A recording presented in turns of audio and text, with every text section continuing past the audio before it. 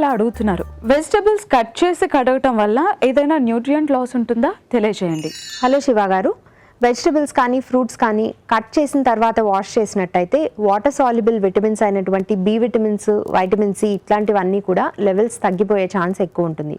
అలాగే ఎక్కువసేపు ఎయిర్కి ఎక్స్పోజ్ అయితే కూడా కట్ చేసినటువంటి పీసెస్ దాంట్లో ఉండేటువంటి aromatic compounds and anti oxidant levels కూడా కొంతవరకు తగ్గే ఛాన్స్ ఉంటుంది.